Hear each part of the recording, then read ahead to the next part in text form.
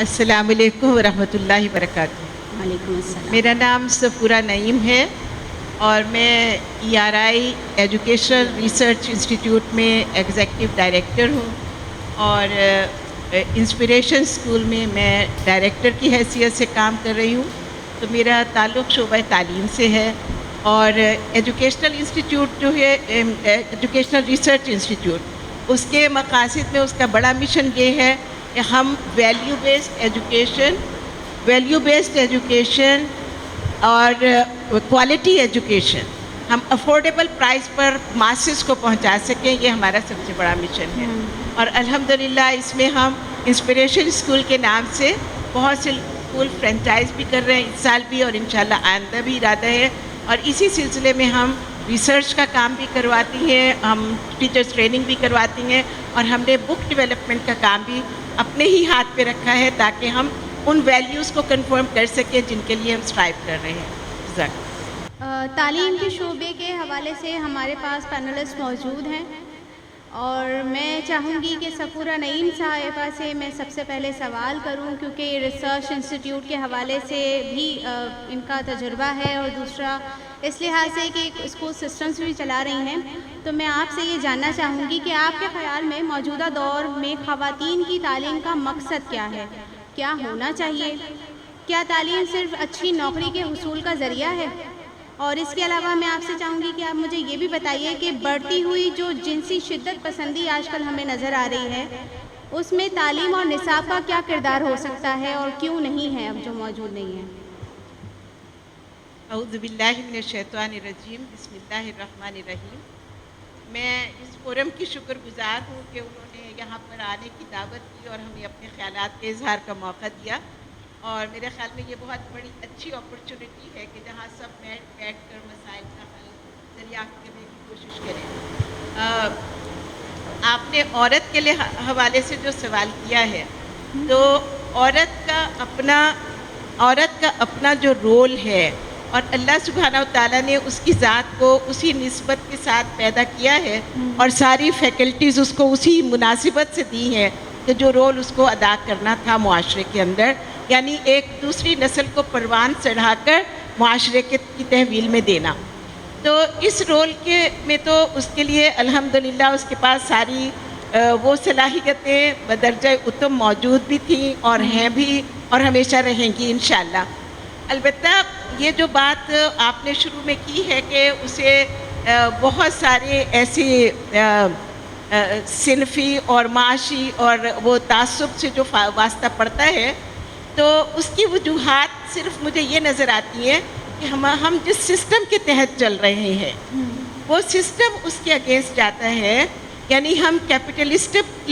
System میں جو گر گئے ہیں، اور ہمیں انڈسٹریلائزیشن اور کیپٹلسٹک سسٹم نے جس انداز سے اپنے اندر جکڑ لیا ہے، اس میں عورت کی حیثیت اور وہ امتیاز جو اس طرح سے محسوس ہوتے ہیں وہ زیادہ اجاگر ہو کر آتے ہیں۔ ورنہ آپ اگر دیکھیں، غور سے اگر جائزہ لیں، تو عورت کے اندر صلاحیت مرد سے بھی کئی گنا زیادہ کئی نسبت سے کئی ایریاز میں ہوتی ہے۔ اگر آپ صرف ایک ہی چیز کو لیں کہ تمام دنیا کے مرد مل کر بھی ایک بچے کو نہیں پال سکتے اور نشو و نما دے سکتے، لیٹ الون کہ پوری کی پوری جنریشن جو ہے وہ معاشرے کے حوالے کرے۔ تو اسی حوالے سے اللہ سبحانہ و تعالیٰ نے تو بدرجہ اتم ان کو ہر طرح کی صلاحیت دی ہے، اس کام میں بھی وہ جاتی ہیں، اس کام کو وہ بڑی بہت خوبی اور بڑی نزاکت کے ساتھ وہ انجام دیتی ہیں، بلکہ بہت سارے معاملات میں وہ مردوں سے بہت ایکسل کر جاتی ہیں۔ مجھے یاد ہے جب میں امریکہ سے آیا کرتی تھی تو یہاں پر ایک ڈیوٹی فری شاپ ہوتی تھی، اس میں پہلے سب مرد امپلائیز تھے، اس کے بعد جب ایک دفعہ گئے تو تمام خواتین کا راج تھا وہاں پر۔ تو مجھے ذرا تعجب ہوا، میں نے کسی سے پوچھا، تو انہوں نے کہا کہ خواتین جو ہیں وہ زیادہ ایفیشینٹلی کام کر رہی ہیں یہاں پر مردوں کی نسبت۔ یعنی آپ کسی بھی جگہ پر غور کریں تو آپ کو لگتا ہے کہ خواتین نہ صرف تعلیم کے میدان میں بلکہ ہر میدان میں آگے بڑھنے کی صلاحیت بدرجہ اتم رکھتی ہیں، لیکن جو صنفی امتیاز اور معاشی امتیاز ہے وہ ہمارا اپنا کریٹ کیا ہوا ہے، اور وہ کوئی ایسی چیز نہیں ہے کہ جو ہمارے اندر خدا نخواستہ ایسی خرابی ہے جو کہ جس کی وجہ سے یہ ساری چیزیں ہو رہی ہیں. ایک بات تو یہ وضاحت. دوسری بات یہ کہ تعلیم کے میدان کے حوالے سے یہ بات بالکل صحیح ہے کہ ہم جس تعلیم کے قائل ہو گئے ہیں اور جس میں بلکہ جس کی مثال دی جاتی ہے کہ ایک جنگل میں اگر تمام جانوروں کو ایک ہی تربیت دی جائے اور سب سے کہا جائے کہ بھئی تیزی کے ساتھ درخت پہ چڑھ کر دکھاؤ تو ایک مضحکہ خیز بات ہوگی. لیکن تعلیم کے میدان میں دراصل ہم اپنے بچوں کے ساتھ یہی کر رہے ہیں کہ ہر طرح کے صلاحیت کے بچے کو اکٹھا کر کے ہم ان سے توقع یہی کرتے ہیں کہ ایک ہی نصاب اور ایک ہی صورتحال میں ان کو جانچا بھی جائے, پرکھا بھی جائے اور اسی میں وہ ایکسل کر کے دکھائیں. اور اس سے جو بچوں پر پریشر ہے, میں سب سے زیادہ تمہیں کہوں گی کہ اس فورم میں اگر ہم عورت کی بات سے بھی زیادہ بچوں کے لحاظ سے دیکھیں تو بچوں سے ہم نے ان کا بچپن چھین لیا, ہم نے ان کے ساتھ بہت زیادتیاں کر رہے ہیں, اس پر میں بعد میں جاؤں گی. لیکن عورت کے لحاظ سے میں کہوں گی کہ میں بالکل اس بات کی قائل ہوں کہ ان کے نصاب ان خود کسی حد تک مختلف ہونا چاہیے, لیکن بنیاد جہاں پر پڑتی ہے اسکولوں کے اندر وہاں پر بہت سی چیزیں ایسی بھی ہیں کہ جو بنیادی ہیں اور وہ دونوں صنفوں کی ضروریات ہیں, لیکن کچھ تھوڑی سی تبدیلی اس کے اندر آنے کی ضرورت ہے کہ جس سے عورت جو ہے وہ اپنا تشخص نہ کھو دے اور عورت جو ہے صرف اور صرف پروفیشنلزم کی طرف راغب نہ ہو بلکہ اپنے اصلی رول کو بھی پہچانے اور اس کے قدردان بھی ہو. اس آج کے دور میں سب سے اہم جو بات ہوئی ہے, عورت کو اپنے رول کو وہ بہت انڈر ایسٹیمیٹ کرتی ہے اور اس رول کو وہ بالکل ایک گری پڑی چیز سمجھتی ہے اور دیگر پروفیشنز کو وہ بہت زیادہ اہمیت دی جا رہی ہے اور اسی کی طرف جانے کی زیادہ پیش رفت بھی ہے. اس کی زیادہ تر وجوہات جیسے میں نے شروع میں کہا ہے کہ کیپٹلسٹک سسٹم کا شکار ہونے کی وجہ سے آج کوئی خاندان ایسا نہیں ہے کہ جس میں خاتون اور مرد دونوں نکل کر معاشی ذمہ داریاں سنبھالے تب جا کر وہ ریل کے دونوں پہیے چلیں تو وہ ریل گاڑی چلتی ہے, ورنہ وہ نہیں چل پا رہی. اور یہ ایک ہماری معاشی مجبوری بن گئی ہے جس کا زیادہ شکار عورت ہو رہی ہے اور عورت ہونے کے ناطے سے اسے ڈبل رول یعنی اس کو لازماً ڈبل رول ادا کرنا پڑ جاتا ہے, وہ چاہے یا نہ چاہے, کیونکہ ظاہر ہے کہ گھریلو ذمہ داریوں سے فرار نہیں ہے, وہ تو اس کو ادا کرنی ہی ہے, لیکن ساتھ ساتھ اس کو نمبر 1 پروفیشنل بھی بن کر دکھانا ہے. تو یہ ایک لحاظ سے عورت پر ظلم ہے اور زیادتی ہے جس کا مجھے لگتا ہے کہ تدارک ہونا بہت ضروری ہے. پھر میں اپنی ایجوکیشن کے فیلڈ کی طرف آتی ہوں کہ اس کا بہت اچھا حل امام غزالی نے بہت سالوں پہلے ہمیں دے دیا الحمدللہ. کہ اب آج معاشرے میں تعلیم کے جتنے مسائل نظر آتے ہیں, مجھے لگتا ہے اگر ہم اپنے اسلاف کی تعلیمات پر جائیں تو ہمیں بہت سے سلوشنز اس میں سے مل جاتی ہیں. امام غزالی نے دینی اور دنیاوی تعلیم کو الگ کرنے کی بالکل نفی کی ہے اور اس میں انہوں نے اس چیز کو اس طرح سے رکھا ہے کہ آپ کے پاس ہر معاشرے کے لیے کچھ علوم ایسے ہوں گے جو کہ فرض عین کہلائیں گے, کچھ علوم ایسے ہیں جو فرض کفایہ ہیں اور معاشرے کی خدمت کے لیے لازمی ضرورت ہے, اس میں خواتین اور مرد دونوں کا رول آ جاتا ہے. اور اسی طرح سے مستحب علوم ہیں اور اس طرح سے مباح علوم ہیں, مکروہ علوم ہیں اور پھر اس کے بعد حرام علوم ہیں. ہم اس کی طرف نہیں جاتے, لیکن ہم یہ 2 بنیادی کیٹیگریز کو اگر لیں تو ہم بہت آرام سے اسکول لیول پر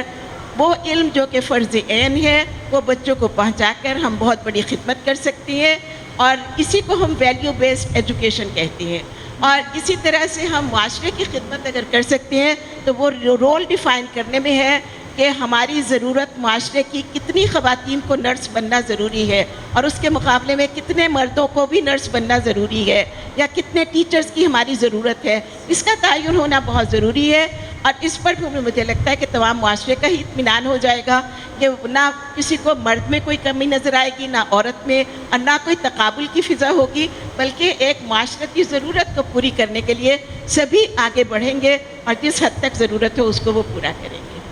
یہ تو ایک نقطہ ہے اس میں. دوسری بات جو آپ نے پوچھی ہے کہ میرا خیال ہے جنسی ہیرسمنٹ کے بارے میں. اب یہ جو سیکشول ہیرسمنٹ ہے اس کا ایشو آج کل بہت زیادہ معاشرے کے اندر، اور جب سے زینب کا کیس ہوا ہے اور قصور میں یہ سانحہ ہوا ہے انفارچونیٹ، اس وقت سے لے کر بہت زیادہ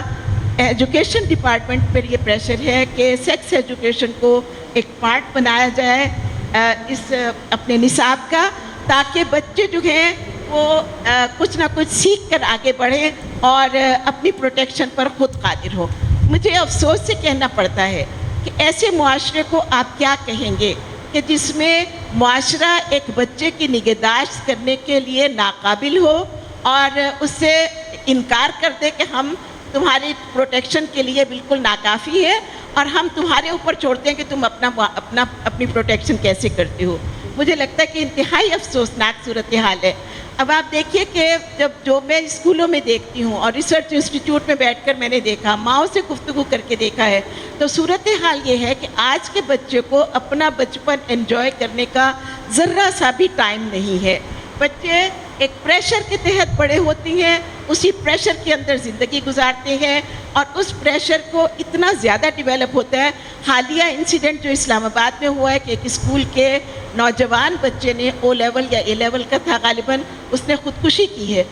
اور ایک بڑا سانحہ ہے ہمارے لحاظ سے آرمی کی اچھی فیملی کا بچہ جس نے خودکشی کی ہے۔ میں کہتی ہوں کہ وہ کون سا پریشر ہے، صرف گریڈز کے پیچھے اس نے خودکشی کی ہے۔ یہ پریشر گھروں سے بھی آ رہا ہے اور اسکولوں سے بھی ڈیولپ ہو رہا ہے۔ ہم نے بچوں کو جس انداز سے ہم ان کی تربیت کر رہے ہیں اور جس طرح کے پریشر میں ہم نے ڈالا ہے وہ ان کے لیے پہلے ہی ناقابل برداشت ہے۔ اگر ہم اس کے اوپر اپنی ذمہ داری ان پر ڈال کر، معاشرے کو صحیح کرنے کی ذمہ داری ان پر ڈال کر ان کو اپنی سیلف پروٹیکشن کے لیے تیار کرتے ہیں، تو سمجھے کہ بچہ اعتماد اپنا کھو دے گا۔ ہم نے جو سائیکالوجی میں پڑھا اس دوران میں، اپنی ایجوکیشن کے دوران میں، اس میں ایرکسن کی تھیوری اگر آپ سب کے نظر سے گزرے، آپ دیکھیے کہ فرسٹ سٹیج جو بچے کی ہے وہ ٹرسٹ مس ٹرسٹ کی سٹیج ہے۔ یعنی بچہ جو ہے وہ پیدائش ہی چاہتا ہے کہ میرا کسی پر ٹرسٹ ہو، اعتماد ہو، اور اس کے مقابلے میں اگر وہ اس کو نہیں ملتا تو وہ بد اعتمادی کا شکار ہوتا ہے اور اس کی فردر نشو و نما بالکل رک جاتی ہے۔ اب اگر آپ کسی چیز کو دیکھیں تو آپ دراصل اس کے ٹرسٹ کو بریک کر رہے ہیں، آپ اس کو قریبی رشتہ داروں سے بھی وارننگ دے رہے ہیں، آپ اس کو سافٹ ٹچ اور بیڈ ٹچ اور good touch and bad touch کے درمیان ڈسٹنگوش کروا رہے ہیں۔ تو اس کا مطلب یہ ہے کہ آپ مستقل اپنے ارد گرد کے ماحول میں بجائے بہتری پیدا کرنے کے، آپ بچے کو یہ سکھا رہے ہیں کہ کسی پر تمہیں اعتماد نہیں کرنا ہے، تو جو کہ انتہائی ڈیمیجنگ ہے۔ قطع کلامی معاف، لیکن میں اصل میں آپ سے یہ جاننا چاہ رہی تھی کہ جنسی شدت پسندی میں تعلیم کا کیا کردار ہو سکتا ہے؟ کیا ہمیں نصاب کے ذریعے ایسی چیزیں سکھائی جا سکتی ہیں کہ لوگ اس طرح کی چیزوں میں پھر نہ آئیں، یا بچوں کو شروع سے ہی اس طرح تعلیم دی جائے کہ ان میں ایسے جذبات پروان نہ چڑھیں جو آج کل ہمیں جرائم کی صورت میں نظر آ رہے ہیں؟ تو نصاب میں اس حوالے سے کیا چیزیں شامل ہیں اور کیا ہونی چاہیے؟ یہ بہت اہم سوال ہے، اور اس کا اصل وجہ یہ ہے کہ پاکستان وہ ملک ہے، دیکھیں تعلیم جو ہوتی ہے اس پر پوری قوم کا بقا کا دار و مدار ہوتا ہے، پوری قوم کی بقا کا دار و مدار تعلیم پر ہوتا ہے۔ اب اگر تعلیم بھی بامقصد تعلیم، آبجیکٹیوز کے لحاظ سے، اپنے گولز کے لحاظ سے بالکل کلیئر آبجیکٹیوز ہوں، تب وہ تعلیم کہلاتی ہے۔ ورنہ تعلیم جو ہے اگر صرف معاشی حیوان پیدا کرنے کا ذریعہ ہو اور صرف آپ کو ڈگریز دلا کر فارغ کر رہی ہو، تو وہ تعلیم کو میں تعلیم نہیں کہتی۔ یعنی تعلیم میں ویلیو بیسڈ ہونا انتہائی ضروری ہے۔ یہ ویسٹ بھی اس کا قائل ہے اور دیگر ممالک بھی۔ آپ اگر سویڈن کی بات کرتے ہیں یا جن ممالک میں اب بہت اچھی اسکول سسٹم مثالی جو ہے وہ آپ کو دکھائے جا رہے ہیں، آپ ذرا غور کیجئے کہ ان میں گروپ ورک، پروجیکٹ ورک اور ایسی ایکٹیویٹیز جس میں آپس کے تعلقات، یعنی ہارورڈ گارڈنر کی جو ملٹیپل انٹیلیجنس کی تھیوری ہے اس پر کام، یعنی مختلف انداز میں ایجوکیشن کے فیلڈ کے ذریعے آپ کو اگر ویلیو بیسڈ ایجوکیشن دی جاتی ہے تو اس کے لحاظ سے مورل ویلیوز کو زیادہ اہمیت دی جائے، یعنی اخلاقی قدریں سکھائی جائیں تاکہ ہمارے معاشرے میں بیلنس لوگ، تب وہ تعلیم کہلانے کی حقدار ہے، ورنہ وہ تعلیم نہیں کہلاتی۔ بہت شکریہ آپ کا۔ مخلوق تعلیمی نظام جس کا اشارہ شاکرہ شکیل صاحبہ نے بھی ابھی ہمیں دیا، اس کا تجربہ کتنا کامیاب رہا؟ کیا ہمارے ہاں یہ نقصانات کا باعث بنا یا اس سے ہمیں کچھ فائدے حاصل ہوئے؟ میرا دل چاہ رہا تھا کہ تھوڑی سی بات میں بھی شیئر کروں اس میں کو ایجوکیشن کے حوالے سے، کیونکہ ہمارا جو ذاتی تجربہ ہوا ہے اسکولوں کو سیگریگیٹ کرنے کے بعد، تو مجھے لگتا ہے کہ ان ساری باتوں سے بھی زیادہ امپورٹنٹ بات یہ ہے کہ بوائز کی ایجوکیشن پر کو ایجوکیشن سے بہت فرق پڑا ہے. بوائز کا اسٹینڈرڈ ہمارے پاکستان میں کم از کم میں دیکھتی ہوں کہ boys are not interested in their studies, اور ان کی ریشو جو ہے میڈیکل کالج میں، پروفیشنل کالجز میں، بلکہ انجینئرنگ کالج میں بھی آپ دیکھیں، انجینئرنگ یونیورسٹی میں بھی آپ کو لڑکیوں کی ریشو اب زیادہ اور لڑکوں کی کم نظر آتی ہے. اور جتنے بھی کمپٹیشنز ہیں اس میں the girls are excelling and the boys are way behind. تو یہ ہمارے لیے کوئی اچھی نوید نہیں ہے. ہم خواتین کے لحاظ سے تو اس پر خوش ہو سکتے ہیں، لیکن as a nation we can not enjoy this fact. اور مجھے ذاتی طور پر جو تجربہ ہوا ہے عثمان پبلک اسکول میں رہ کے، کہ وہاں پر ہم نے جب سیگریگیٹ کیا تو بوائز ایکسیلڈ. ہمارے پاس جو ٹاپ پوزیشن آئی وہ لڑکیوں کی ہی آئی، لڑکیوں کی نہیں آئی. وہ سیکنڈ اور تھرڈ تو آئیں بورڈ میں، لیکن فرسٹ پوزیشن بورڈ میں لینے والا لڑکا ہی تھا الحمدللہ. تو مجھے ذاتی طور پر لگتا ہے کہ الگ کرنے سے، کیونکہ اس کے بعد چونکہ we were monitoring both campuses girls and boys, تو ہمیں اندازہ ہوا کہ بوائز کے پڑھنے کا انداز تھوڑا سا لڑکیوں سے ڈفرینٹ ہوتا ہے، اور وہاں پر میل ٹیچرز جس طرح ان کو ہینڈل کرتے ہیں they are more than satisfied over there then sitting with the girls and all that. میں اس اسپیکٹ پر ذرا روشنی ڈالنا چاہ رہی تھی. دوسرا جو کو ایجوکیشن کا سب سے بڑا ایفیکٹ ہے پوری سوسائٹی پر، میرے خیال میں آپ اس کو نظر انداز تو نہیں کریں گے، لیکن میں تھوڑا سا ہائی لائٹ کرنا چاہتی ہوں کہ فیملی لائف کا family institution of marriage and family that has been disturbed for ever. یعنی ہمارے پورے معاشرے کے اندر جتنا اسٹیبل ہمارا فیملی سسٹم تھا کہ فارنرز بھی آتے تھے تو اسی بات سے امپریسڈ ہوتے تھے کہ یہاں پر فیملی جو ہے وہ سب سے مضبوط ایک چیز ہے. تو وہ آج ہم دیکھتے ہیں تو فیملی سسٹم جو ہے انہی بنیادوں کی وجہ سے وہ آلموسٹ شیٹرڈ ہے. Divorce rate has gone high, اور ان چیزوں سے کو اگر آپ دیکھیں تو اس کے روٹس جا کر وہیں پر ملتے ہیں، کیونکہ there is an open society and you have a free choice of ایوری تھنگ، اور اس کی وجہ سے پھر آپ کو بہت ساری مشکلات ہر جگہ